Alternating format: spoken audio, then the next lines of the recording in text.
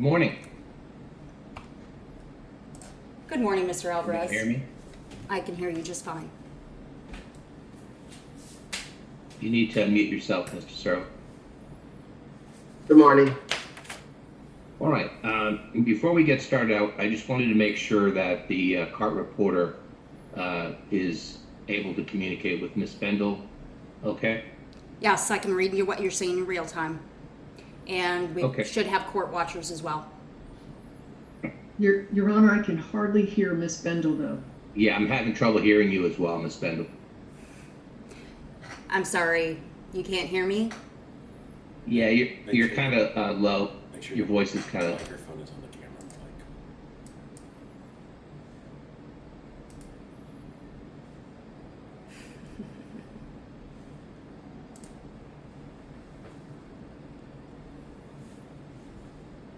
Okay, well, all of my settings are correct and my Zoom works all the time and everyone can always hear me and I'm using the same equipment. That sounds a little better. Is that better, Ms. Condit? I didn't change a Yes, thing. if she'll just speak up a little bit louder when you speak. it Oh, might certainly, help I us can talk louder. Is this better for you? Thank you very much. Okay. Let's let the court watchers in. Yes. Before I do, I just wanted to find out who the proposed witnesses are. Peter Arnold. Yeah. Oh, Pete Arnold? Correct. Okay, so Everyone else is court watchers. Right, I will let them in. Okay, thank you. Mr. Serlick, do you have any witnesses? No, not today. Okay. All right, so I'm going to let everyone in except for Mr. Arnold because he's going to be a witness. Correct. Crystal Kolpak, Fiona Wayne, Just Sabrina. let them all in, sir. They're all across this nation. Okay. There's no need to read all their names. They're across the entire nation. In fact, some of them might even be across the globe. And I do have... Make sure they're not going to be witnesses. No one is a witness except Pete Arnold. Just like last month, I told you exactly who my witnesses are. You do not need to read every single court watcher's name. No other person in Circuit 7 does that. You're the only one that seems to be doing this. And I do want to let you know, on the record, I have a written script statement, just like I had last time, that I'll be reading before we get started. I want to remind everyone, this is my hearing against my abusive ex-husband, Justin Serlick, not the other way around. All right, can I have the parties raise their right hands to be sworn, please? Do you each solemnly swear or affirm that the testimony you will give in this case shall be the truth, the whole truth, and nothing but the truth, so help you God? I do.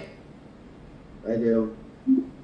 All right, so we are here on a continuation of a hearing.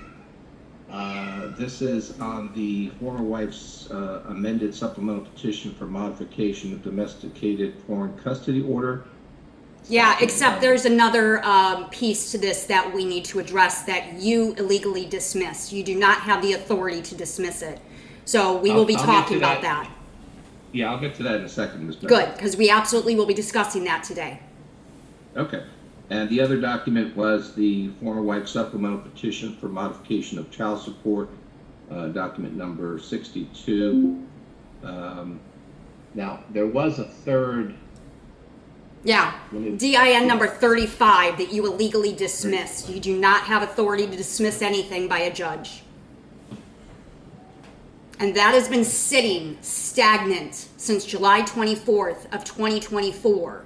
And that is to give me immediate access to my children in my home. Emergency visitation. And it has been sitting for almost a year while my children are being neglected and abused by Justin Serlick. So I'm going to read this statement that I've had prepared for over a month. Okay? And then we can get started with all the exhibits.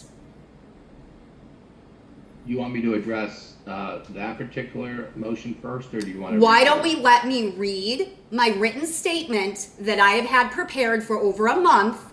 Again, I'm going to remind everyone, this is my case against Justin Serlick. You need to start letting me run my case like I'm an attorney because I'm pro se. So you need to start letting me actually talk. So I'm going to read my prepared statement, okay? You want to use this as your opening statement? This is my opening statement. I've said that 3 times now, on the record. Okay. Just keep in mind, Ms. Bendel, opening statements are not evidence, it's just your summary. No, that's fine, but it's also being recorded and court watchers are watching. So I'm fully aware of how court systems work. I'm educated. All right, go ahead, Ms. Bendel. Thank you. Mr. Alvarez, before we start going through my 273 pages of exhibits I filed for this hearing, I want to state on the record that I filed 282 pages at the Daytona Courthouse Thursday, March 20th before noon, and only the first 9 pages showed up in my docket, which was only the breakdown of each exhibit. My 273 pages of evidence showing Justin Serlick neglecting, abusing, and exposing my children to drugs was not filed into my docket. This You need to mute yourself. Court watcher, you need to mute yourself. Yeah, if there's a court watcher that... If there is a court watcher that can't mute themselves, you need to remove them. You have my permission, because odds are it's probably one of the Serlick's friends trying to interrupt me. Back to what I was stating. This is completely unacceptable when it comes to minor children's safety and welfare. I had to e-file them yesterday, March 24th, 2025, to make sure they were in my docket, since it's clear someone is intentionally not filing my documents. Second, I want it to be on the record that since our last hearing on February 25th, 2025, I am now a 2026 candidate for Florida legislature, and I will be using my case as an example of the extreme issues in our local court system and how people in positions of power are not doing the job they swore an oath to do while collecting taxpayer money. Third, I want to remind everyone that this is my case against Justin Serlick, not the other way around. The evidence I've submitted is so severe that after I present it to you today, I expect it to be forwarded to the state's attorney's office for review for charges against Justin Serlick. I also wanted to be clear, I have had 0 meaningful contact with my own biological children since they were dumped down here in Daytona, Florida, August of 2021. He is using my children as a weapon to continue abusing me while he neglects their education, mental health, and most likely their physical health, while exposing them to drugs in front of the entire world on TikTok. Mr. Alvarez, you have a legal, moral, and ethical obligation to act on this evidence immediately, and I am making it clear that I expect to be able to pick up my children in a neutral public meeting place with Peter Arnold present as a witness and have immediate access to my children in my own home with Pete Arnold. As if passing a fingerprinting background check with Volusia County Schools and VCS putting me in classroom 913 at New Smyrna Beach Middle School to teach 121 other people's children is not more than sufficient evidence I have 0 criminal background, proving that there is absolutely 0 reason to keep my own flesh and blood from me. I am here to inform you that I have several other tricks up my sleeve to prove that what you are doing is highly illegal, and there is no reason other than abuse of our judicial system to continue keeping my own children from me. The abuse of the judicial system has gone on long enough. My children need help. Thank you. Serlick, did you want to make a brief opening? Sure. I don't have anything prepared, but just so that the court is aware, there was a report put in with the Florida DCFS office yesterday. They came to my house, spoke with my children, and I even discussed the TikTok issue that she's bringing up, and there was no found problem and no found of abuse. And this is the second time that I've been attacked in this manner, where false reports of abuse have been submitted to the state as an attempt to attack me. Judge Sazia Warren, November 19th, Hold on, 2024, informed me in front of his attorney and Peter Arnold to file a DCFS report. I'm a mandate reporter as a registered Girl Scout leader. I'm also a mandate reporter because every Floridian in the state of Florida is actually a mandate reporter, as well as the officers that showed up at my house on Friday to attack and abuse me through this corrupt child support order that was done under the table by Serena Baldacchino. I want everyone to be aware that's watching that I am about to sue everybody involved in this corruption case. I have every right to file DCFS reports, and the judge even told me to do so. Ms. Bendel, please don't interrupt. Mr. Serlick is giving his opening statement. After he's done, we'll commence with the evidence, but please let him finish his statement, okay? Go ahead, Mr. Serlick. Thank you.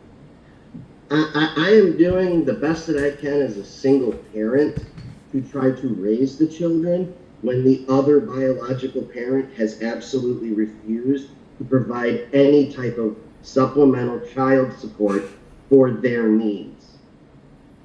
I would also like to request that the court conforms and adheres to the decorum of the courtroom rules and issues penalties for those that do not continue to follow the decorum. All right. And then I do apologize, one final statement. Let's start going through the exhibits. We've only got an hour today. We need to start going through the exhibits. Yeah, briefly, Mr. Serlick, go ahead. Ms. Bendel believes that I have an aspiration to get back involved with her romantically. That is an absolute false. This is my hearing where we are going through evidence. He needs to stop chewing up my time. This is about the safety and welfare of my children. Let's start going through the evidence. All right, Ms. Bendel, did you want to start with the witness first? Are we going to start going through the evidence? Yes, ma'am. We're on your case now. Great. So wanna let's start testify, going through please? the evidence. Okay, go ahead. Oh, before we start, there's another person named Andrea in the waiting room. Is she? They're all court watchers, sir. Stop wasting my 1 hour. Okay, I've admitted her now. Go ahead. Let every single court watcher in. Every minute you are chewing up, you are taking away time of me protecting my children from this monster. Stop wasting my time. I have a lot of evidence and we need to start going through it, Mr. Alvarez. Go ahead. Okay, so we are going to look at Exhibit A, correct? Yes. Did you provide copies of these exhibits to Mr. Serlick? Yes, sir. He's got multiple copies of it. Stop wasting my time. We need to start going through the exhibits. Yes, ma'am. Go ahead. Okay. Exhibit A is DIN 110, Order of Referral to General Magistrate by Judge Sandra C. Upchurch for DIN number 23, number 35, and number 62. And DIN 122, Order of Recommendation to Dismiss number 35 without a hearing or seeing any of Heather Bendel's evidence of neglect and abuse to the minor children in question. In the state of Florida, general magistrates do not have the authority to dismiss judges' orders. Therefore, we are to immediately hear Heather Bendel's motion for immediate visitation filed by Heather Bendel's attorney, Rick Brown, July 24th, 2024, as Justin Serlick has been withholding any and all contact between Heather Bendel and her minor children since August of 2021, while actively neglecting and abusing the children right in front of everyone's eyes. Heather Bendel has now lost 5 full years with her biological children that she will never get back due to collusion and corruption in this case since September 2020, when Heather first opened her case in Illinois. And this is continuing in Florida, which is allowing Justin Serlick to use the minor children as weapons to continue abusing Heather Bendel. This is extreme child abuse and child neglect. And Heather Bendel is now requesting criminal actions be taken by Florida Circuit 7 against Father Justin Serlick, and this court immediately allow Heather Bendel full authority to pick up her children and get them the help they desperately need, as this has gone on long enough and these children need intervention immediately. Do you have any questions about that, Mr. Alvarez? And you don't ask the court questions, you just present your evidence. Okay. Did you want to And what are you to say to that, who illegally dismissed my access to my children immediately? I thought you didn't want me to address the exhibits one by one. I thought you wanted to. When did I say that? Okay. With regard to Exhibit A, the motion for temporary time sharing, since this is a post-supplemental petition case, under Florida law, the court is only able to address. Yeah, sir, you don't get to illegally dismiss me being able to visit with my children immediately. You don't get to do that. That is not your job. Your job is to refer to the judge, and that's it. Ms. Bendel, please don't interrupt me. I'm trying to explain to you why I ruled as I did. I was capable of reading your explanation on the paper, sir. What I'm telling you is you don't have the authority to do that. Jesus Christ, you need to get to the Shut up. Oh, your motion, the court did not determine that your motion for temporary time sharing was an emergency. The judge. Nothing was determined, sir. It was referred to you. And then you immediately dismissed it. Nothing was determined. It was referred to you to address, and then you immediately dismissed it the moment it was referred to you. That is illegal. You don't get to do that. Ms. Bendel, I'm not saying that I'm not addressing Okay, you're on recording for my lawsuit to sue you, so we're going to move on now. Exhibit B.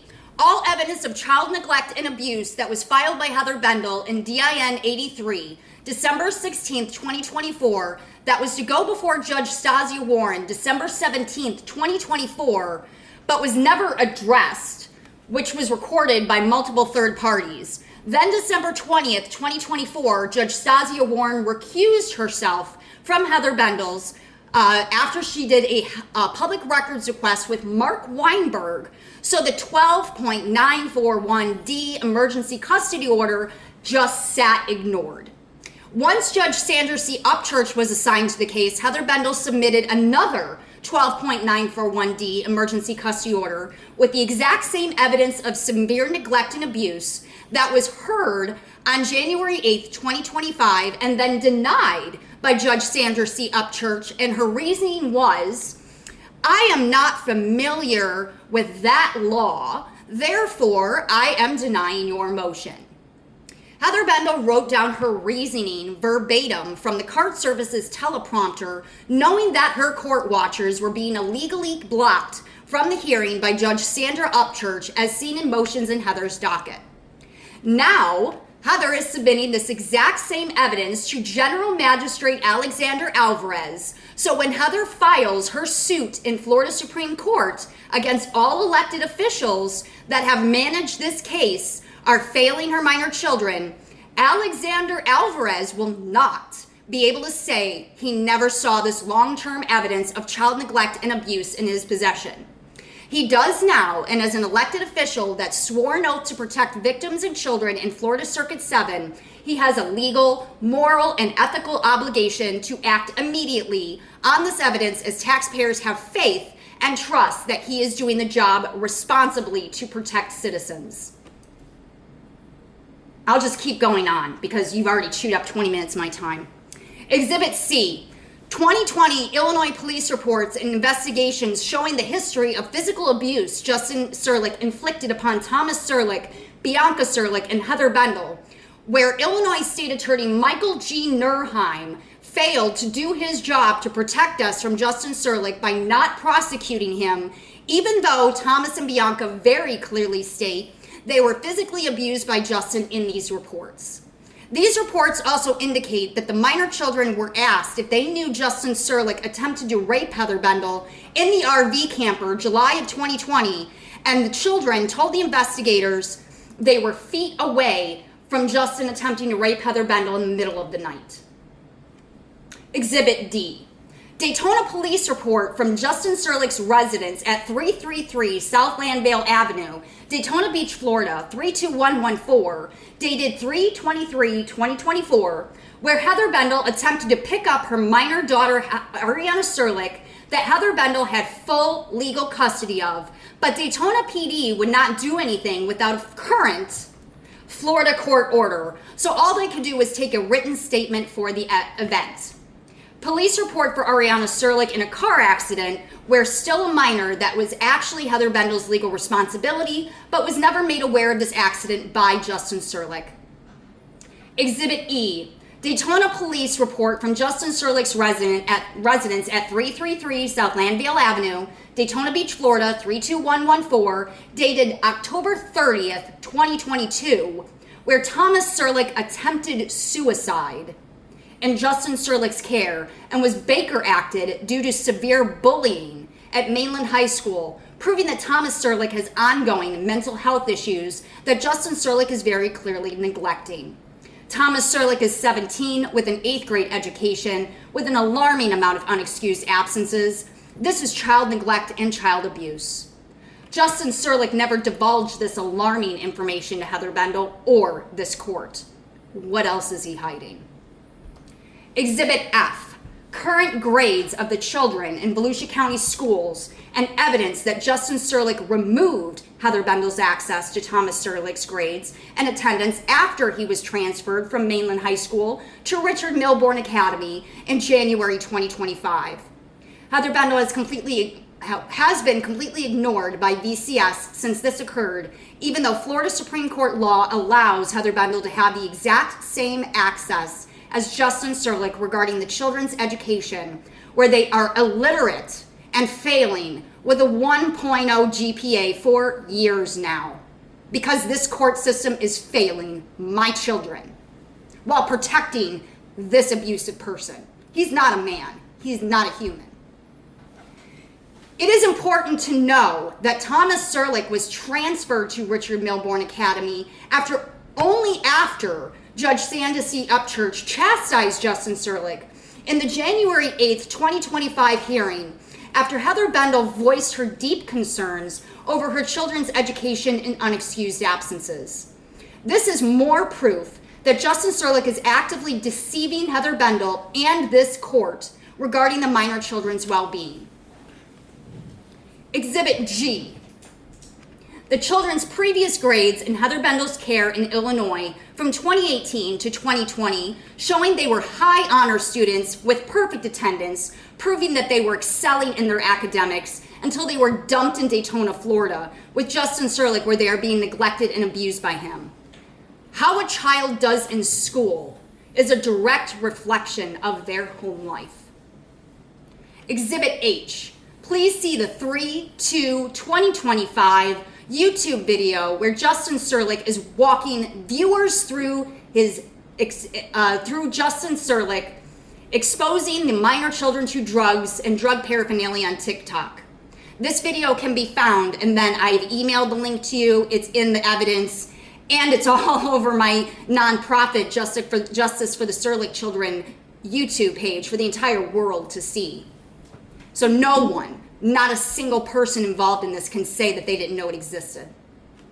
Exhibit I, please see the 3/2/19/2025 YouTube videos where Heather Bendel's minor children left her 3 voicemails from phone numbers 386-610-3749 and 386-610-3750, where they're very clearly demanding to speak to me as their mother, Heather Bendel.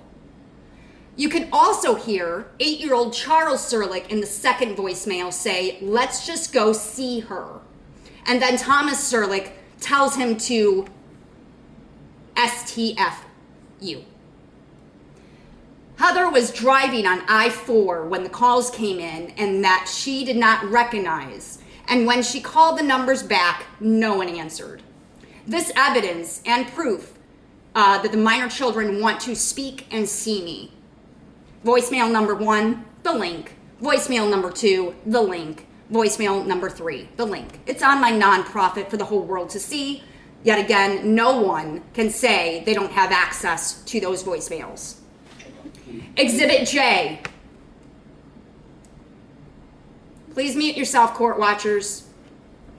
In all of these photos, you will see the last photo Heather Bendel took of her minor children in August 2020, before they were governmentally kidnapped from her, then dumped in Daytona, Florida, where Justin Serlick has withheld any and all contact since August 2021. Photo of Ariana Serlick with Heather Bendel, Peter Arnold, and her boyfriend Briley at the Solar Bears game at the Kia Center in Orlando, February 28th, 2024, where you can see Ariana was smiling and happy to spend time with her mother for the day. It was a week later that Rick Brown was hired by Heather and told her that she indeed has legal custody of Ariana since the Illinois case closed December 28th of 2023. Obviously, Ariana was not afraid of her mother if she went in the same car as Heather and Peter over an hour away to a hockey game where she earned a Guinness World Record that day. Photos of Heather Bendel having lunch dates with Charles Serlick at Palm Terrace Elementary in spring 2024. A note Bianca Serlick wrote Heather Bendel and had Charles Serlick pass to Heather at one of their lunch dates spring 2024. Photos of the children property being stored and then brought down from Illinois to Florida in July 2024. Heather has been paying to keep her children's property safe since January of 2020. Photos of Heather Bendel and Peter Arnold's 4-bedroom, 2-bath house with a full upstairs loft and a huge in-ground pool, showing that our house is ready and more than sufficient for Heather Bendel's minor children to live. Exhibit K. Abusive and harassing emails from Mary Serlick, Justin's mother, to Heather Bendel in June 2022, and then abusive and harassing emails from Mary Serlick, Justin's mother, to Heather Bendel and Peter Arnold in 2025. This also includes Mary Serlick's flying monkey, which is a psychological term, Laura Stiles, that has been abusing, harassing, and stalking Heather Bendel and Peter Arnold for over 3 years now. Exhibit L. Heather Bendel's Florida Department of Education Educator Certificate that you can only receive after you've been successfully hired and fingerprinted with a Florida public school. Evidence that Heather was hired by Volusia County Schools and worked at New Smyrna Beach Middle School as a 7th grade science teacher, where she was responsible for 121 other people's children. This is proof that Heather Bendel has zero criminal record, and there is zero legal reason to keep Heather Bendel from her minor children that are being neglected and abused by Justin Serlick, other than collusion and corruption in this court case. Heather Bendel's University of Wisconsin Parkside transcript showing she is currently in her MBA program in marketing with a 3.8 GPA, yet her children have had a 1.0 GPA in Volusia County Schools for 3 years now. Exhibit M. Evidence that Heather Bendel formed a nonprofit organization in dedication to her children called Justice for the Serlick Children, to help other victims of family court corruption and to raise awareness to this very serious issue. Heather hopes to connect with other families that have fallen prey to this heinous act of injustice. Please see our mission statement. Exhibit N. Evidence that Heather Bendel is actively seeking out State of Florida House of Representatives Chase Tremont to discuss this very alarming and concerning situation, as the children in Heather Bendel are his constituents, and the public has a right to know what is happening with children in Florida Circuit 7. Evidence that Heather Bendel is actively seeking out State of Florida Senator Tom Wright to discuss this very alarming and concerning situation, as the children in Heather Bendel are his constituents, and the public has a right to know what is happening to children in Florida Circuit 7.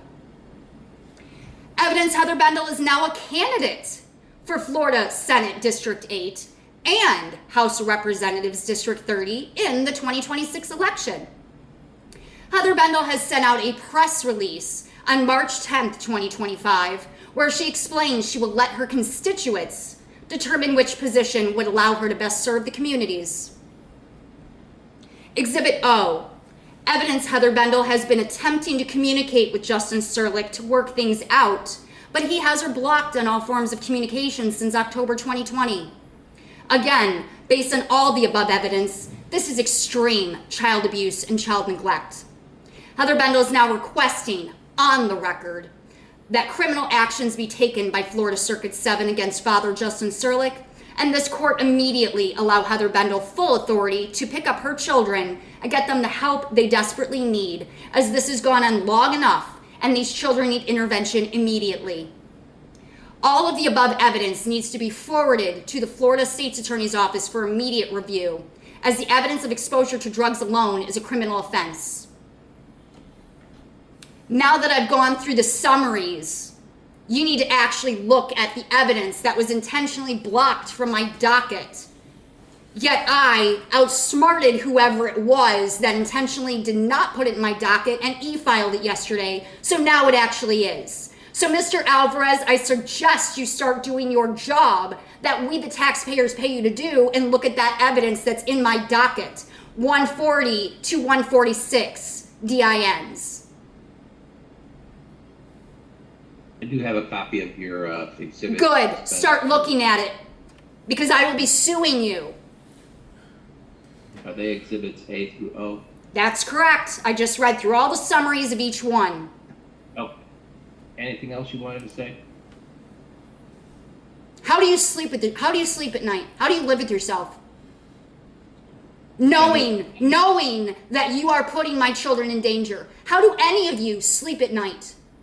I want to know that.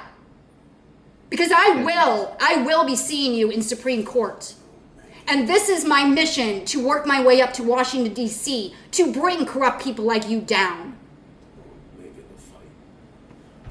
Start looking at the evidence, and you need to start actually protecting my children now. Mr. Serlick, do you have any objection to my admitting the exhibits A through O into evidence at this time? I do have some objections. She's bringing up stuff that has been addressed in previous courts. I'm just asking about the any objection that you have to any of the documents. I trust you have the documents in front of you. I don't have them immediately in front of me, but I'm aware of them, yes. Okay. Do you have any specific legal objections to my admitting any of those documents into evidence? I do. She hasn't had rights under the what was that? State your legal objection to their admissibility. I'm not an attorney. I don't claim to be, so I don't know the legal jargon.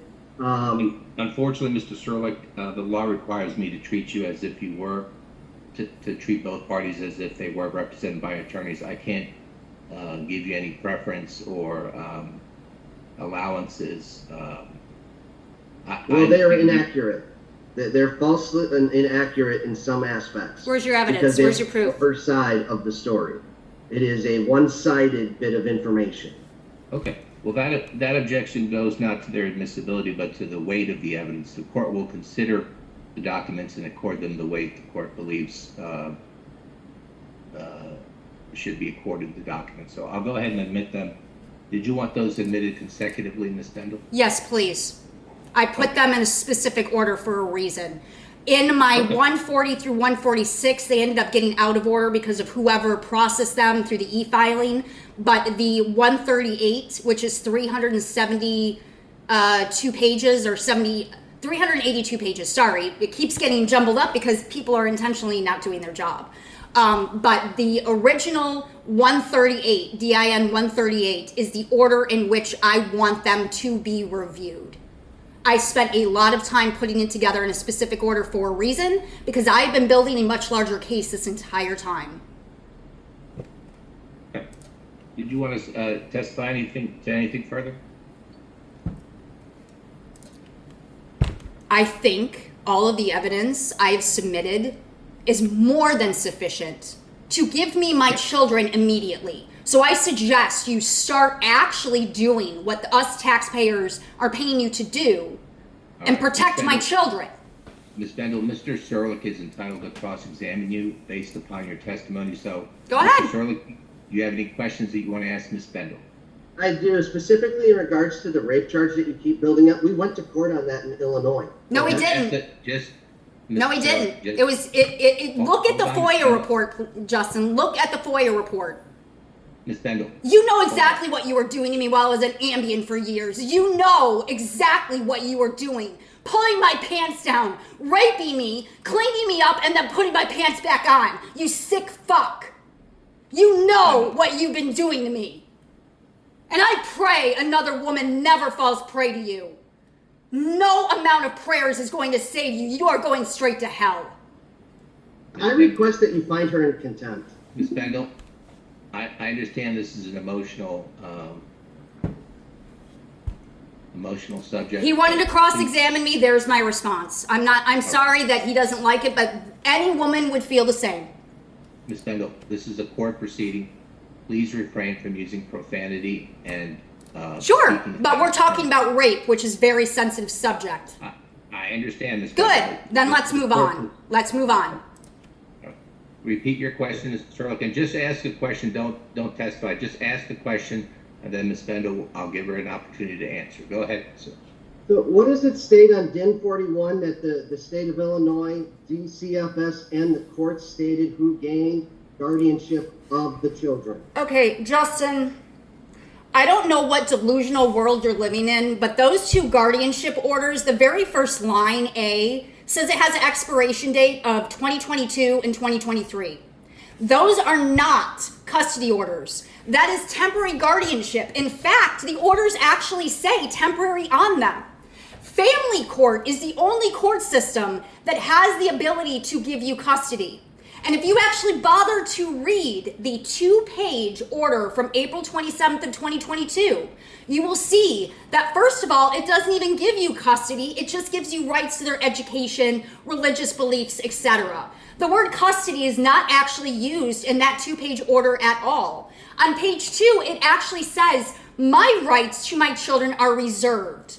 I'm sorry you do not have a college education, but the word reserved means it is to be heard at a later time. Reserved does not mean terminated.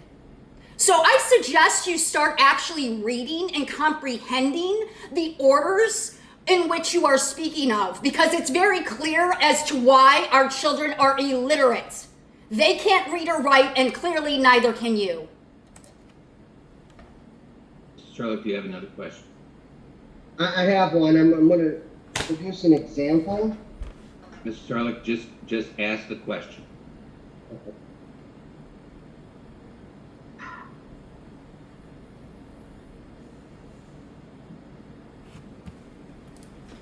Mr. Alvarez, this is ridiculous. I am tired of playing this fake game. We need to start addressing my children's safety and welfare before one of them end up on the news dead.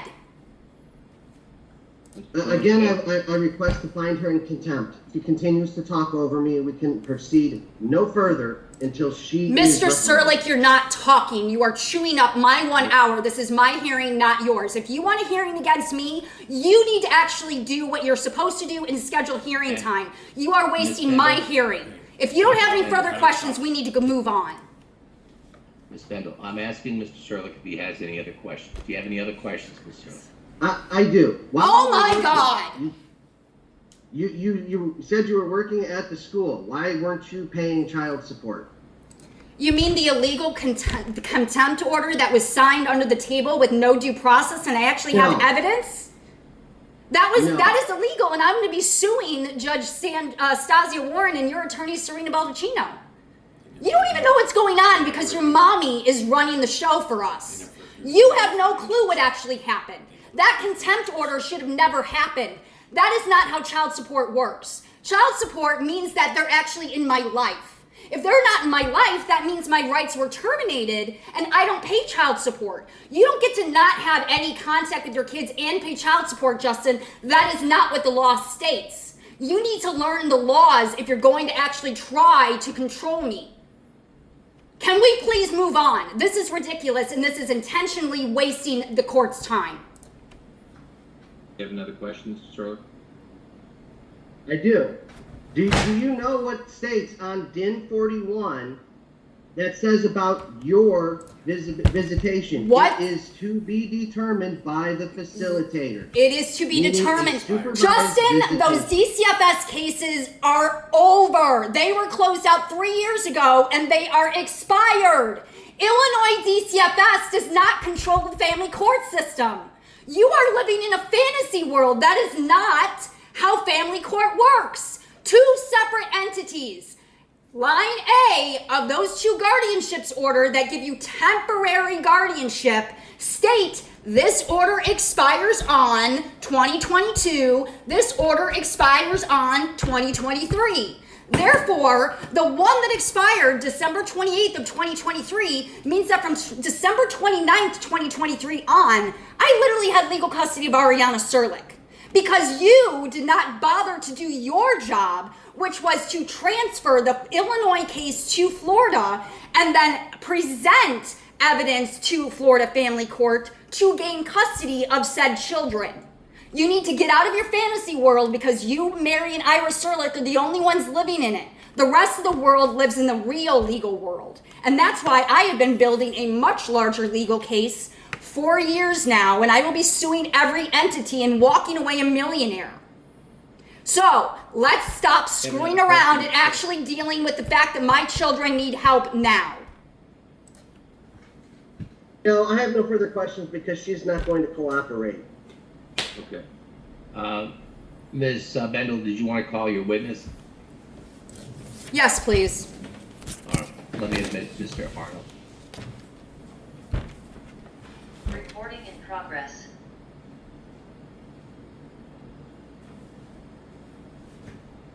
Hello, I'm here. Can you hear You me? can unmute yourself, Mr. Arnold. Can you hear me? Can you hear me? Getting a little echo, reverb. All right. Please raise your right hand. Do you solemnly swear or affirm? I can hear myself, Mr. Arnold. Is there any way you can?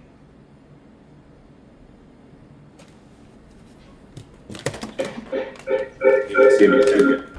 Sure. Trying to deal with Deal trying with- to do trying the to- audio. Okay. Okay, try. Is this better?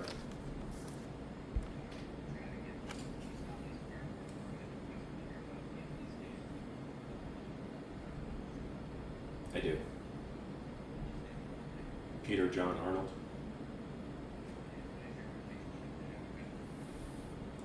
I am her fiance. We've been in a committed relationship for almost 2 years. And we're domestic partners registered with my company. 1709 Queen Palm Drive, Edgewater, Florida, 32132.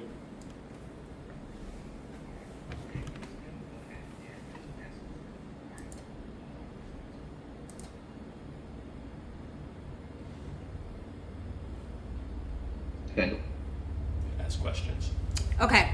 Sorry, I had to mute my You're computer mute- so there was you no muted reverberation. yourself, Ms. Bendel. All right, Mr. Arnold, have you met any of my children? Yes, I Yes, I have. I met your daughter Ariana when we took her to an Orlando Solar Bears hockey game. We spent the entire day, or most of the day, with her and her boyfriend. And then I met your youngest son Charlie when I went with you to meet his guidance counselors and principal at his school, and they brought him in to the meeting to see you and to talk to you. And what was said in that meeting, and who else was present in that meeting? So in that meeting, it was you, the guidance counselor, I believe her name was Miss Sweet, the principal, Miss Troutman, of Palm Terrace Elementary School, had also come into the meeting and was present for most of it, and myself. And then after you had your meeting with the guidance counselor and the principal, they brought Charlie in and probably talked to Charlie for almost an hour. And what was discussed? What were some things that my son said to us unprompted?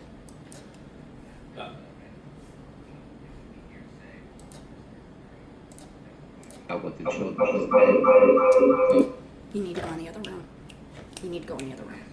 Can't hear him. What the children said. Okay, so Mr. Arnold,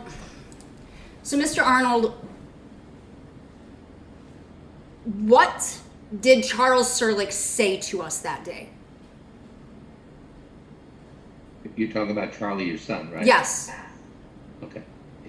It's hearsay, inadmissible hearsay, with regard to what the child. Okay, well, I'll just tell it on the record. Charles Serlick said that he wanted to come live with me in front of the principal and the counselor. This is direct examination of Mr. Arnold. This is your. Well, you're illegally not allowing him to say what he needs to say, so it's not hearsay when he was witness to that. Ms. Bendel, he can't testify as to child hearsay. If you have other questions that don't. Okay, that are not- Mr. Arnold, what have you been witnessing Justin doing to myself and my children the last 2 years we've been together? So I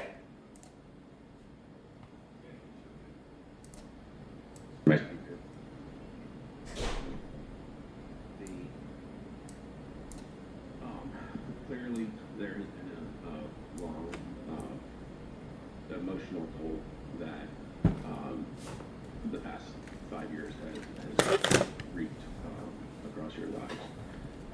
I would like to say that with regards to the visit with Charlie, it was a very positive visit. He was visibly excited to be able to see his mom when we were there. Can you tell me a date and time? When did this occur? I'm just trying to get. I don't remember the exact date, but it was, I believe it was in March of 2024. Yeah. And I know, so I was present at that first meeting, and then I'm familiar with that Heather had additional meetings with Charlie, which are reflected in the pictures that she's provided, or that I've been told she's provided.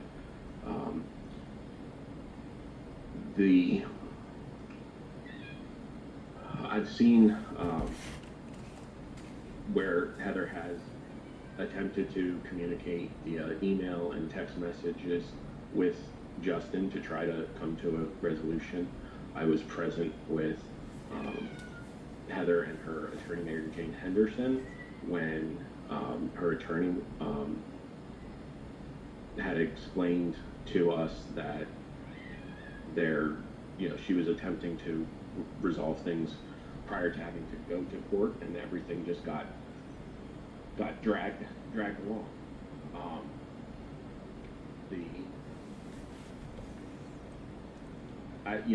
In the past 2 years that I've been with Heather, I have seen the emotional reaction she has to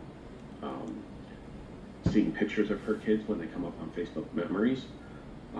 We have been going through all of the property that was in storage in Illinois that Heather has brought to Florida that has all of the kids' belongings and clothes. And I have seen when she opens a box, and for example, just the other day, she opened a bag and found the children's swim trunks and swimming goggles. She collapsed to the floor crying because that was the last time. She has pictures of the last time those kids were wearing that. And in that picture, the kids are smiling and happy, and there is zero reason why this should have gone on for the last 5 years the way it has. Clearly, she's a mother that loves her children, regardless of whatever her personal issues between Justin and herself. She absolutely loves her children and deserves to be able to communicate freely with her children and have them be part of her life. It's become absolutely clear in 2 years of getting to know Heather that's the case and the reality. And from the interactions, when I was in the guidance office with Heather and meeting Charlie, it was clear he also wanted her to be part of his life.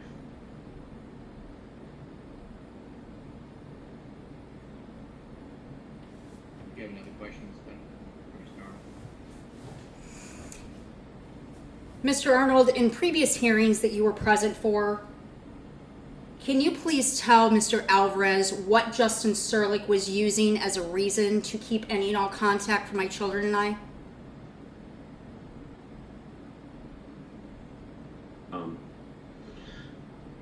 I was questioned about whether or not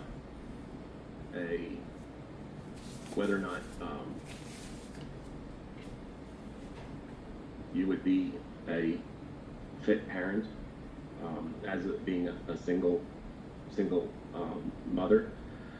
I wanted to make 2 points to that prior. When I was questioned on that subject earlier, I made it clear that single mothers can absolutely be quality, caring parents. But I also want to make it absolutely clear that you're not a single mother. I'm your partner. I'm here to support you, and I'm here to support your children. In those previous hearings, I'm having a little bit of trouble hearing you.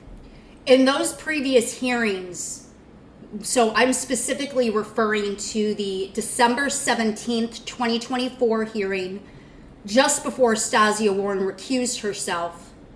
What did Justin Serlick say in that Zoom hearing where you were a witness to?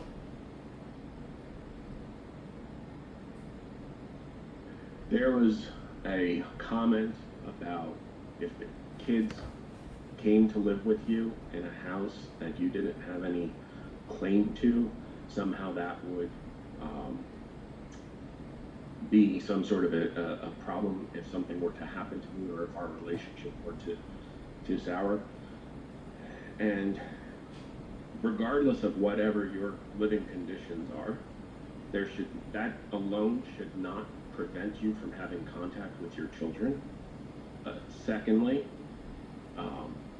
as far as support you would get if this is our house. We live here together. We have adequate space to be able to provide caring, loving space for the children, where they can, do their homework, where they can play and have fun. There is nothing about our house that should block you from being able to see, talk to, communicate, and have your children in your life. Additionally, I have, if the concern is if something were to happen to me, would you be able to provide support for the children? If the worst were to happen to me and I was to pass away, I have extensive life insurance through my job and a separate policy. I also have a trust, and the house is to be named in the trust with Heather as a beneficiary on the trust. In your opinion, do you think that Justin is putting the needs of the children first, which is Florida Supreme Court law? I think any parent that expects to fully shut the other parent out of the children's lives is doing the greatest disservice to the children. Having myself been a child of divorced parents, it is critical that children get to interact with their parents, both parents, if needed. And for one parent to sit there and say, you're not paying child support, so you don't get to see them at all, that is a direct violation of Florida law. You can't hold child support as the sole reason for withholding contact. And it's just morally wrong. There are parents that get into situations where they cannot afford to pay amounts of child support. And there are situations where the amounts ordered don't reflect the reality of financials that are submitted to the court. And I've witnessed that here in this case as I helped you prepare your financials. Part of the reason I helped you prepare your financial statement was I am a financial advisor with Edward Jones. I'm licensed as a stockbroker and investment advisor. I also hold an enrolled agent license with the IRS. So I was helping you prepare your financials. So I'm very familiar with what your financials were when the latest hearing in regards to the child support occurred. And it's my understanding that the court is supposed to take into consideration those financial statements that are submitted, but there is no way, based on what I'm familiar with, what the current orders are, that they considered Heather's financials at all. Did you see the email from Paige Russo back in November of 2024, right after that contempt order was signed by Stasia Warren without due process? Did you see that email that was submitted into evidence? I have seen that email you're referring to. And what does that email state? The email, which was sent out after my understanding that the contempt order was signed, was requesting you to provide copies of your financial affidavit to them because they were unable to open the file, which, to be clear, indicates that because they told you they could not open the file prior to them sending that email to you, and they sent the email after the contempt order was signed, they never considered or reviewed your actual financial affidavit prior to them submitting a proposed order to the court, which was then summarily signed, as far as my understanding. Mr. Arnold, just so I'm clear, when you say they, who are you referring to? I was just about to ask that as well. So, the attorneys representing Mr. Serlick, Is that Ms. Valentino? I believe so. And then Paige Russo, I believe, is an assistant at the Rice Law Firm. Okay.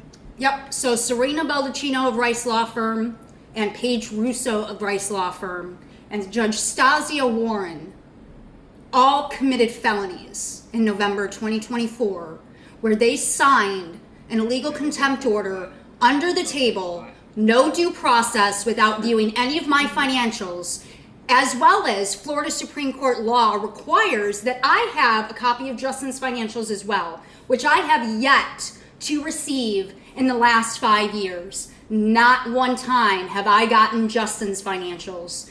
So all of this time, these courts have been ordering me to pay child support illegally under the table as a means to keep my children from me, which is all federally illegal, which is why I've been building a much larger lawsuit. Heather, do you have any more questions? I do not. Mr. Alvarez, when am I going to be able to pick up my children? Mr. Serlick, do you have any questions for Mr. Arnold? Just remember, there's a lot of court watchers watching this, Justin.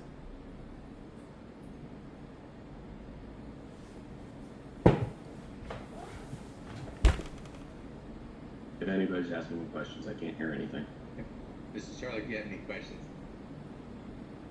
Yes, I do, sorry. Go ahead. Do you know the reason why the children were taken into DCFS custody? Great question. Yes, he And I does. say that because I have reviewed the Thanks for asking, DCF Justin. reports. I've been shown the emails and text messages from the case manager from Camelot Care, which is a privately contracted agency. There's two specific things that were cited. Okay, those two specific things were that one of the children made a report that they had moved a certain number of times in the prior year, and the other aspect that they were being removed was claiming Heather's mental health was a concern, based on statements that you reported to the investigators that Heather was had mental health issues. Those were the two reasons in the reports that were cited over and over and over again. There were no reports of physical abuse until long after the case was started, and the only physical abuse allegations that were ever mentioned in any of the reports were an allegation that Heather provided gummies, which were potentially marijuana gummies. Though I know in the reports, Heather's side of the story was that those were melatonin, which is a over-the-counter sleep aid. Those are the issues that's what is referred to over and over again in all of the DCF reports. It was that they moved. Now let me also remind the court, it is in the docket, but the reason for the moves multiple times was because Heather had sought out domestic violence shelter help. This was also as COVID pandemic was progressing across the country. The domestic violence shelters placed Heather and the children in hotels, and because of the COVID pandemic, one hotel would close, and then they would have to move to another hotel. That was a significant part of the reason for the moves that were being cited as reason for the Illinois DCF case to progress. So you stated that it was because of multiple movings, not because she was taken into custody and the children were living in a garage. Tell them about that too. And then there was no other person there to be able to take care of the children. That's a lie. You're perjuring yourself right now, Justin. Discuss the incident that you're referring to based on my knowledge of what happened and the police reports that I have read. So the incident that you're referring to, let's be clear about what happened, okay? Heather had been a victim of assault by one of the other residents of that house. That lady was arrested. Heather was making arrangements to move out of that house. Prior to Heather being able to get out of that house, the lady who was arrested was able to file through the Illinois court system an order of protection against Heather. Okay. When Heather showed up to pick up her belongings from the house, she was escorted by the police. At some point, the police officer left the scene. Then the other residents of the house made a report that Heather had come inside the house, somehow violating the order of protection. Heather was arrested for that reason of violating the order of protection. Now, let's be clear about what happened with that case, if this is what you're going to ask. Because that case was completely dropped by the state attorney once it became clear that the residents of the house were in fact lying about all of the statements about Heather going into the house. Not only was that case dropped, but I have read the reports where it's sponged from Heather's record, meaning it's as if it didn't happen because of how evident the lies were from those posts. Now, let's also be clear, because I have also seen the text messages between Mary Serlick and the other residents of that house, where Mary Serlick was coordinating with the residents of the house to try to get a case that Heather had filed against him in small claims court in Illinois to proceed. That small claims case ended up getting found in Heather's favor. Donna, can you give me just a reference point, time frame for the incidents or the events that you're speaking about? So they would have been in early October of 2020. Mm-hmm. These are events that occurred in the state of Illinois. Correct. Yeah, the incident where Heather and the children had, in an effort to get out of the situation of bouncing between hotels, Heather had moved in with a friend of hers, an acquaintance who Heather had known for some time. The gentleman was not a stranger. It was not somebody she met on the internet. He had been to their house before as a friend. He offered space in his home. They had a unfinished basement that Heather and the children were able to bring their furniture in and arrange and make it comfortable to live, so that they had somewhere other than hotels to be bouncing between. It wasn't until after they had moved in that it became clear that the situation was not an ideal situation with the other resident of the house, which was the mother of Heather's friend, who was apparently, based on the communications I've seen, friends with Justin's mother, Mary Serlick, and there's evidence that Mary Serlick influenced the mother, who was a resident in that house, to trigger all of what happened to happen. Any other So questions? you agree that the inability of having sorry, you stated that she was arrested and that there was no one there to take the kid. So with that statement, are you agreeing that her children were stolen from her? That was one part of the overall storyline. That's not what I asked. I There asked that was- by not having. You know, Justin, this is my hearing. Stop turning it into your There hearing. was that night when This is not your hearing. This is Heather versus her Justin. friend was able to come to the scene and take the kids for the night. And Heather picked the kids up the next morning when she was released. I really want to know, Mr. Serlick, how does something that happened 5 years ago have to do with our children having a 1.0 GPA and you're exposing them to drugs on TikTok now? This was 5 years ago. Why are we even talking about something that happened 5 years ago? We're supposed to be talking about right now. Ms. Bendler, do you have a legal objection to a question that Mr. Serlick is asking? I have a lot of objections to this whole damn case. What does something that had happened 5 years ago have to do with my children's safety and well-being right now in your care? Stop playing the victim, Justin. You are not the victim. I am. Why did I have to get into domestic violence shelters to begin with?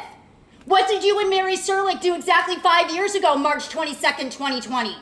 What did you and her bend over me, screaming at me to do in front of our children in Port Orange, Florida? What? You told me to kill myself. That's what. That's how all of this started. You and your psychotic mother tried to get me to take my life. You should be in prison for the rest of your life just for the amount of abuse you've inflicted upon me alone. Not considering the fact that you kicked Thomas Serlick in the ribs 3 times, then physically picked him up and threw him through his bedroom wall, and then turned to me and looked at me and said, "Don't let me do that again." You control your behavior. You control your actions. You should be in jail just for that. Then every single morning you would grab Bianca by the ankles, yank her to the hardwood floor, and scream at her to clean the pisses off of herself because she has epilepsy.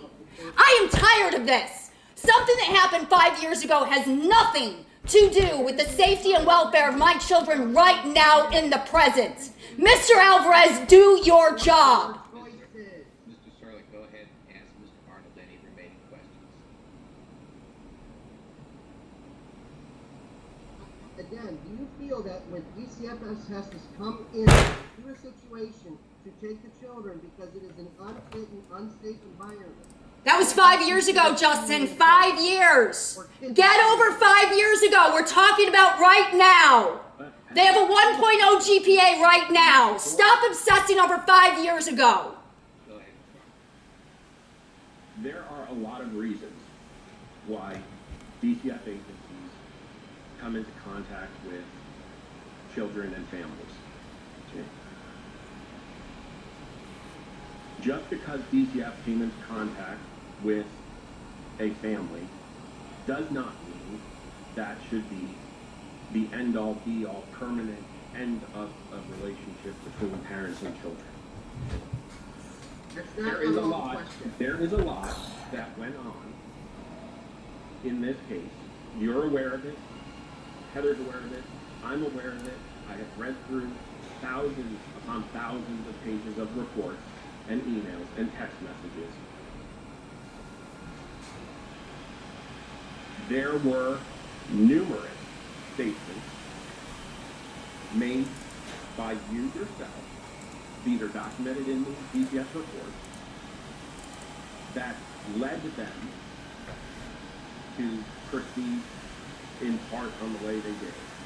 So you had told direct lies to DCF investigators, okay, about Heather's mental health. You made statements, these are written down in the DCF reports, that Heather was bipolar, which she is not, and that was somehow the reason. Again, this was also, in following through that, the allegations that have been levied in this case while they were investigating DCF, and DCF made administrative findings, nothing was forwarded for criminal prosecution because there wasn't enough evidence for criminal prosecution from DCF. There's clear evidence that there's clear evidence, in if you just follow through all of the documents in this case and all of the reports in this case, that what it really boiled down to, coming up to the end, was who had enough money to pay for the better attorney. Is really what happened in this case. When it all came down to it, DCF closed out all of their cases, forwarded it to the Illinois Family Court. The Illinois Family Court requested, since at that point all of the parties, with the exception of Ariana, were living in Florida, the Illinois Family Court requested both Heather and Justin to move the case to Florida court. My knowledge of the situation, based on when I met Heather and when she was seeking to retain her attorney, Mary Jane Henderson, Heather was told multiple times in Florida by multiple Florida attorneys that she had to be a resident of Florida for a full year before she could open a family case in Florida to be able to get the Illinois case transferred to make a final decision on the long-term arrangement between Heather and Justin. The 2-page order that was filed in Illinois when Heather was not present, which is documented in the order, so I just read the order and see. Heather was not present, but it was signed, giving Justin time sharing and parenting decision making with Heather's rights reserved. That means in the terms and the language of the court that the court needs to make a decision at a future time. And in an effort to get in front of a court, to allow a court to make that decision as far as Heather being able to have time with her children, that's what has brought the case to where it is. And that's why this case is in front of you, Mr. Alvarez, is because for years since that order was signed, I believe in 2021 or 2022, Heather has been attempting just to get in front of a court to resolve the issue of the word resolve or reserve. Anything else, Mrs. Serlick? In a yes or no response, is DCF taking children from a custodial parent kidnapping? Yes. Okay, thank you. No more questions. Ms. Bendel, any redirect?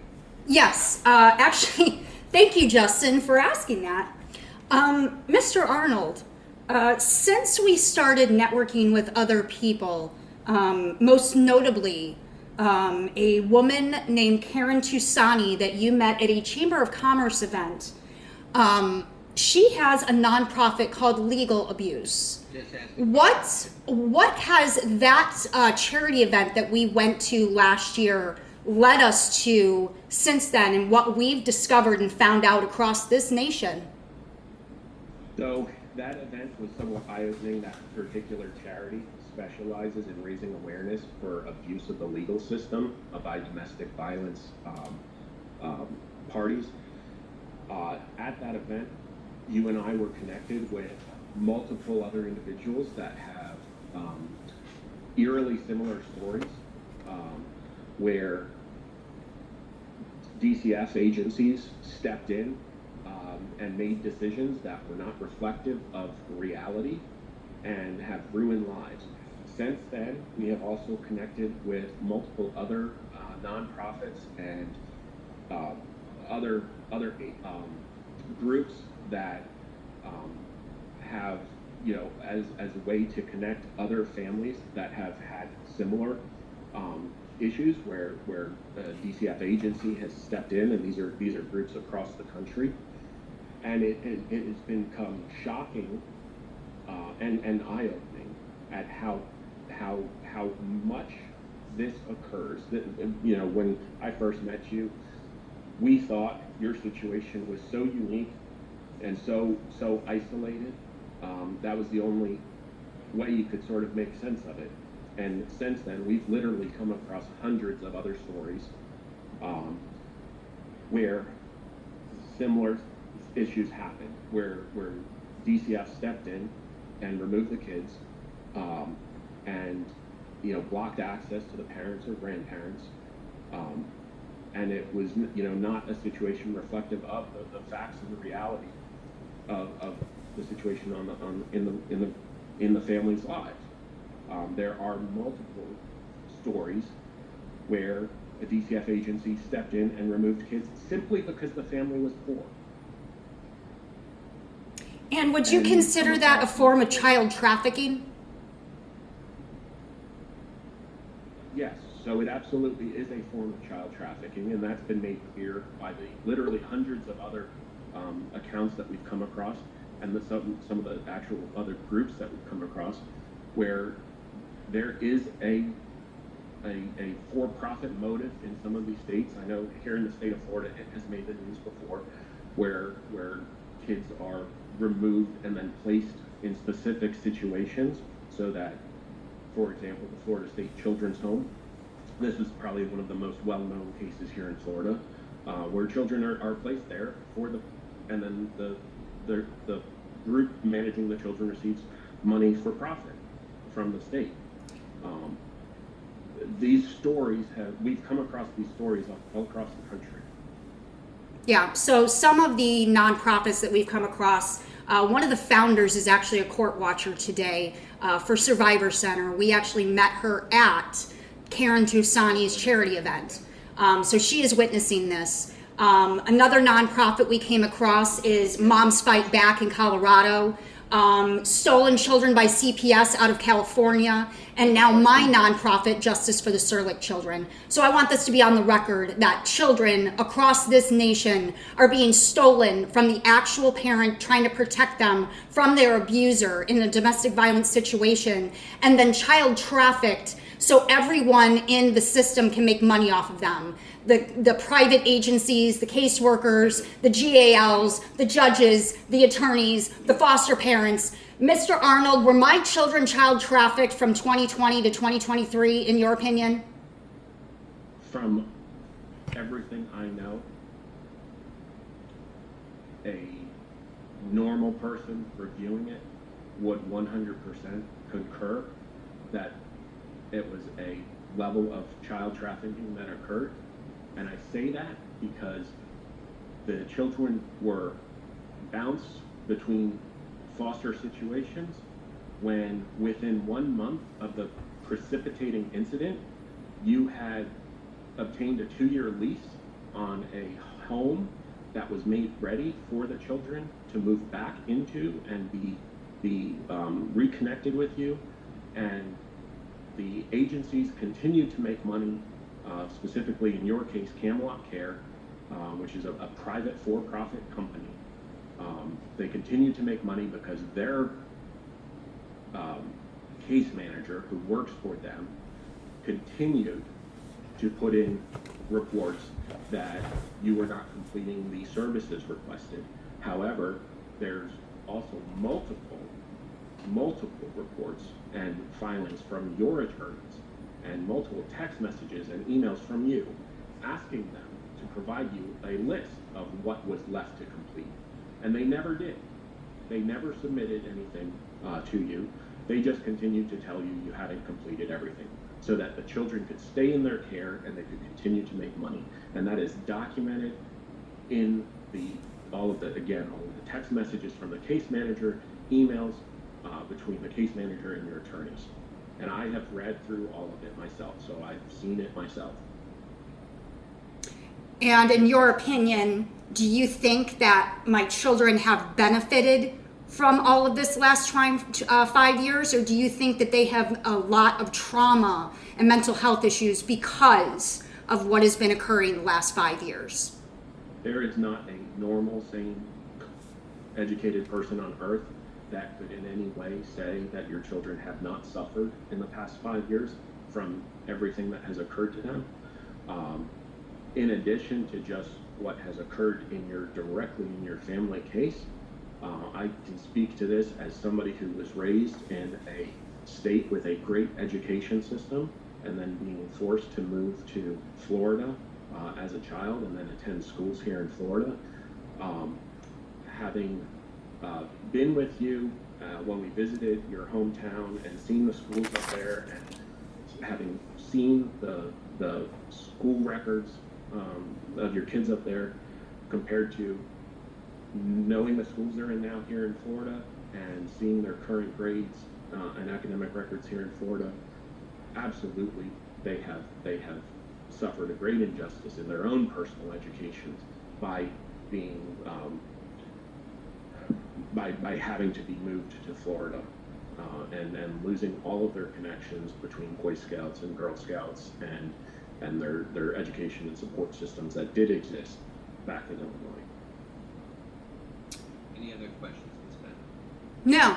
No, I think it's very obvious Do you have any other questions? of what needs to be done next, Mr. No, Alvarez. I have no further questions. Thank you, Mr. Arnott, I appreciate it. Thank you. Ms. Bennett, do you have any other witnesses you'd like to call? No. When am I going to be able to pick up my children? Let me turn to Mr. Serlick. Are you resting then, Ms. Bennett? Right now I am, but I'll have a lot more evidence in the coming weeks as to what I was referring to earlier with the other tricks up my sleeve. Okay. Mr. Serlick, this is your portion of the case. This is your opportunity to testify on your own behalf. You can also call any witnesses that are present here today. Okay. I have only been following and doing as what I have been ordered by the courts. Any paperwork that I've given is what I've followed. And every single one of them has indicated that, yes, she could have supervised visits. She does not want to cooperate, and she is only fighting to get full custody back. When she was the sole reason that this whole thing happened and why the children were taken. Even when I worked with the agencies, when they got picked up to find them a singular home, Ms. Kendall compromised that home and then forced the children into 3 separate different homes.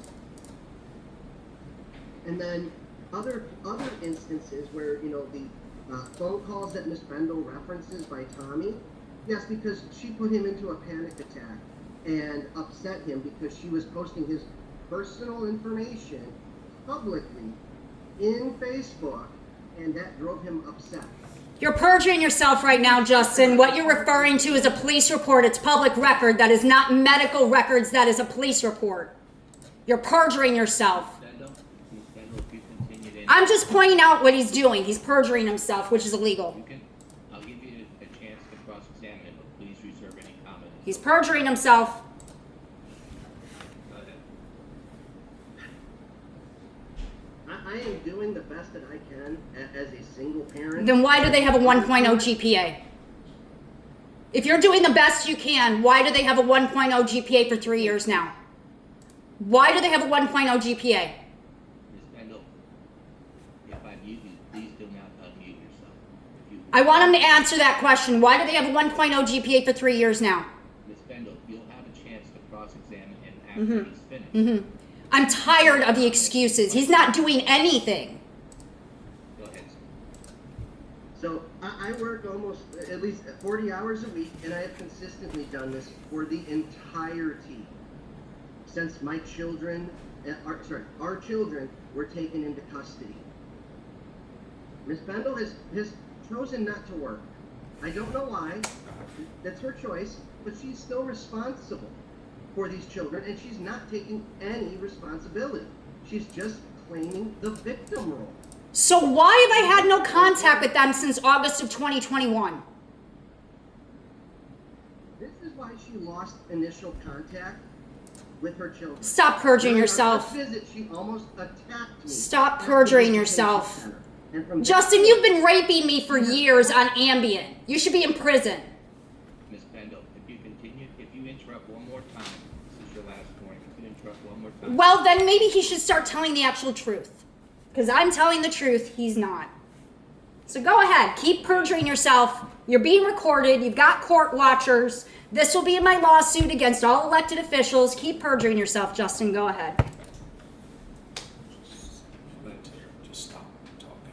But yes, there's been some difficulties, but with everything that I've had to gone through, I have done it all for my children.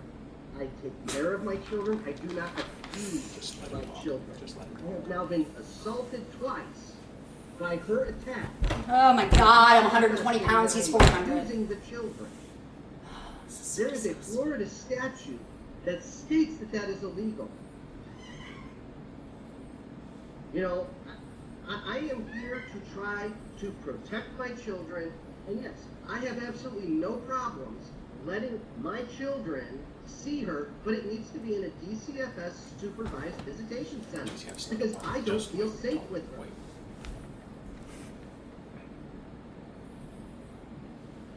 Anything else, Mr. Serlick?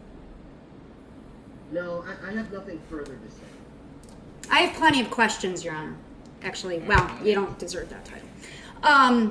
Mr. Serlick, under what grounds do my visits with my children have to be supervised?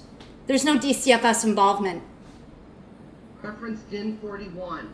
Are you talking about the expired order? The guardianship? Again, Justin, you are referencing a closed case in Illinois. Illinois has no jurisdiction down here. Illinois has no, if you didn't want Florida, what the fuck?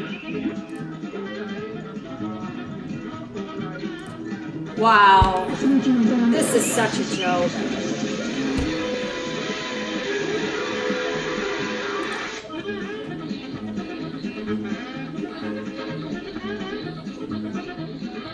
I'm guessing this is the work of Mary and Laura. Somebody just hacked the fact that the court can't control that. What the fuck? Well, hey, at least it proves that this is a joke of a court hearing. Because this really is a joke.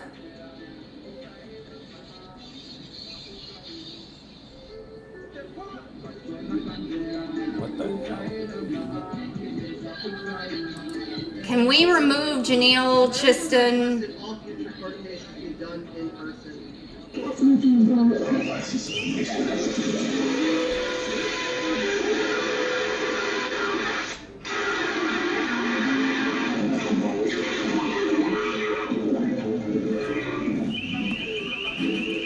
Mr. Alvarez, get your court hearing under control.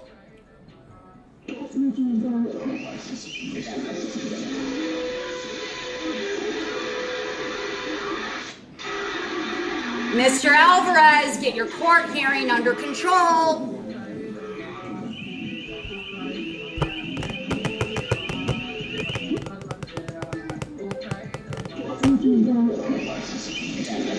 Mr. Alvarez, get your court hearing under control.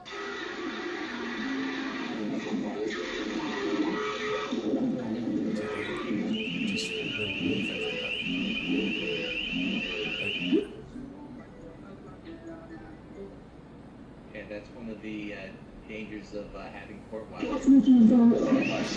Yeah, well, if we were doing this legally and correctly, we wouldn't need to have court watchers now, would we?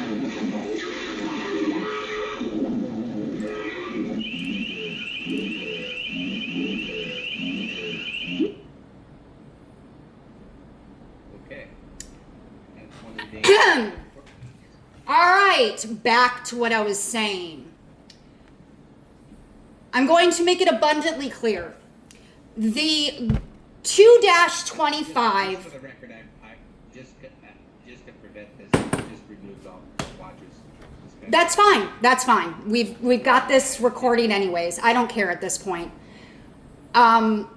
The guardianship references that he continuously keeps trying to use to keep my children from me are the DCFS guardianship 2-25 protection orders that were shipping the children down here and just giving Justin temporary guardianship of the children.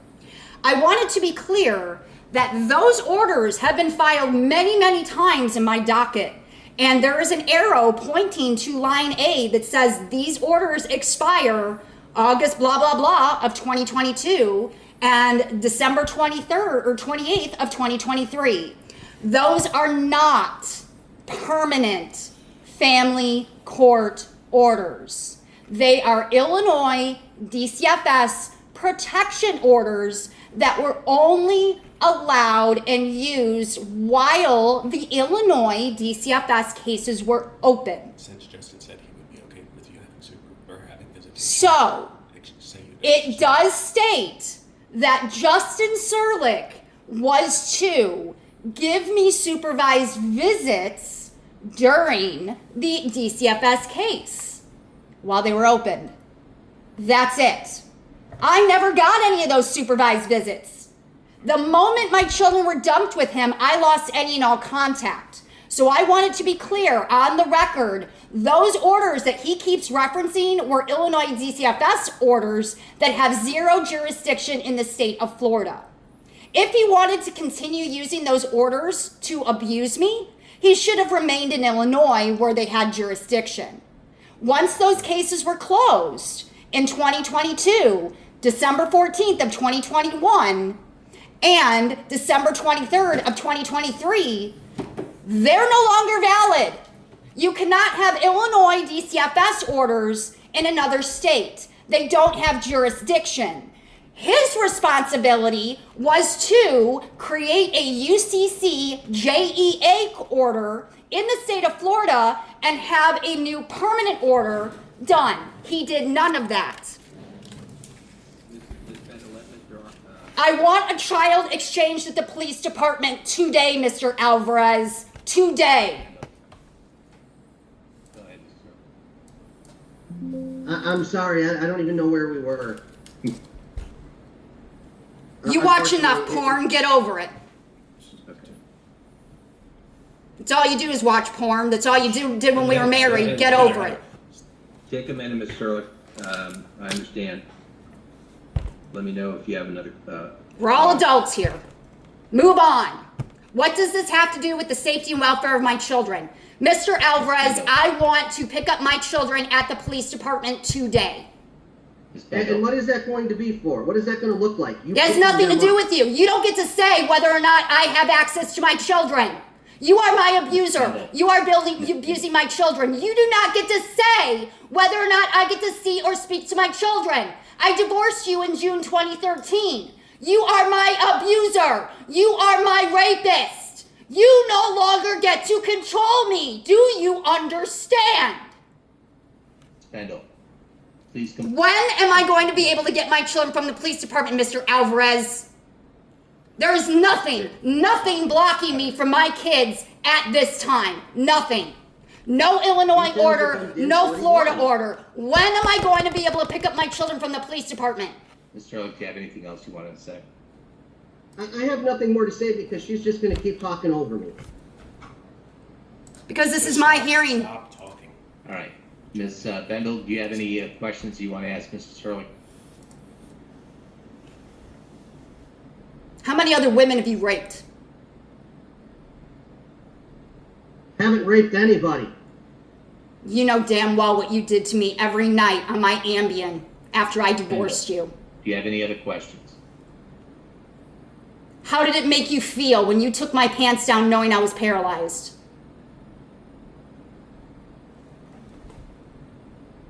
How did it make you feel when you cleaned up your cum while I was paralyzed on Ambien and then pulled my pants back up? Why are you you bringing up rape allegations in our It's not an allegation. It's not an allegation. You raped me for years. Mr. Alvarez, when am I getting my children at the police department?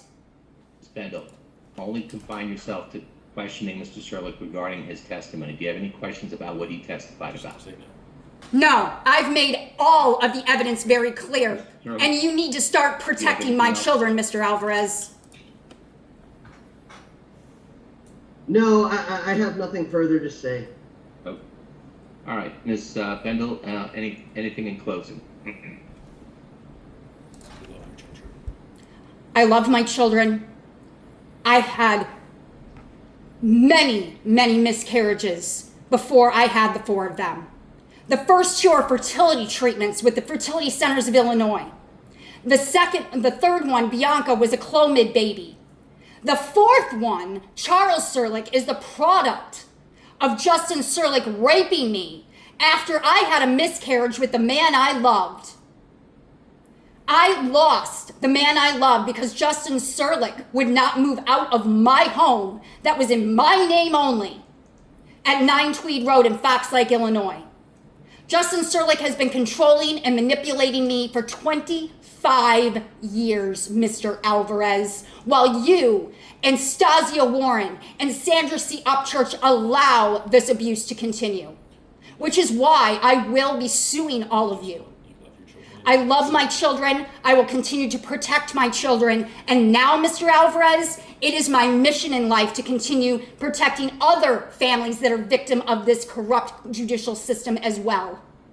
You need to stop using our judicial system and our country that my grandfathers fought. Major Robert E. Bendel of Florida, look him up. He spent countless hours protecting Floridians. He was on the Air Force Base when Andrew destroyed his home. Major Robert E. Bendel. My family is married into the 12th president. I have leadership in my blood. I will take this to Washington, D.C. So I suggest you and Sandra C. Upchurch start upholding Florida Supreme Court laws, or I will be seeing you in prison, Mr. Alvarez. I want to pick up my children at the police department today so I can get them the help they need. Thank you, Mr. Serlick. Anything in closing? I'm here participating in this court for the children.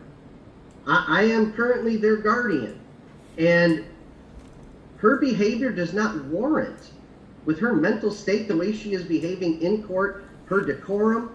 This is. I'm staring at my only an example rapist. of How would she you like is me to react, with the Justin? children. Mr. Alvarez, how am I supposed to react when I'm... He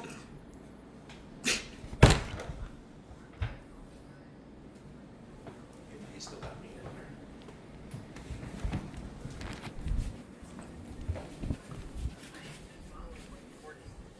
And asked of me as a Turn it. parent. Turn it up. Back my, our children. And I understand at the end of the day that Turn it yes, up. she should have visitation with her children. But the way and how hostile she is, just in a video call and in a courtroom environment. This is how she behaved with the kids. And her own actions has put this into place. I was the only one able to provide support for our children. And when she removed me from the situation, God, he is so disgusting. that's when all of this stuff happened. And all of the because children I didn't got want to live with taken my away. rapist. And it has been her refusing to cooperate every step of the way is where we are today.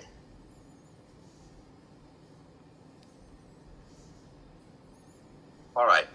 And just for the record, I had to remove Miss Bendel. It was apparent that she was going to continue to. You could have apparently muted me like everyone I did else allow her does, to present violating her my case in constitutional chief, rights. So this is just a closing argument. Closing argument is not evidence. So she wasn't removed from any of the evidentiary portion of the hearing. Needless to say, I will need to take the case under advisement. I'll have to it'll take some time to go through all of these exhibits that were admitted into evidence by the mother. There was a prior motion made by the mother, or through Mr. Brown, I guess, was representing her back in July of last year, where he asked the court for appointment of an attorney or a guardian ad litem. It looks like that matter was referred to me initially by Judge, let's see, I think it was still, Judge Warren was still on the case at the time, but she objected to the referral to the General Magistrate with regard to that particular motion. Was that motion ever heard by the court? No, I believe she then requested the recusal of the judge at that point, and then the judge recused herself, and then Heather has started to submit all of these ungodly amounts of just ridiculous, like, evidence. I mean, I just want my children to be safe, and with everything the way she's behaving, I mean, it's very evident that, I mean, she can't control I'm herself within their the mother, court. protecting them from I just wondered their if abuser. the court had ever addressed that motion or not, but it sounds I think like she asked for it, and she said she didn't want to pay for it. Oh, okay. She don't want to pay for the appointment of the guardian ad litem. Correct, because it's something None that of we that have to was pay said. out of pocket. This should not be happening right Okay. now, guys. I'm recording All right. this on Pete's tablet from my All phone. right. Well, None I of this will should be take happening without me I'll present. review the testimony that was presented here today. What they're doing right I now know is it wasn't illegal, the and I'll be easiest using of this in hearings to case get through. against them. I apologize for that, but I did, and I also allowed for additional time. As you can see, I went past the 1 hour allotted time, so I wanted everyone to be able to have their say today and avoid having to come back another day, if possible. So I'll review the evidence that was presented, and again, my apologies for the court watchers. It's a first time. It's a first for everything, I guess. All right, and Ms. Cundiff, a special thanks to you for your help today.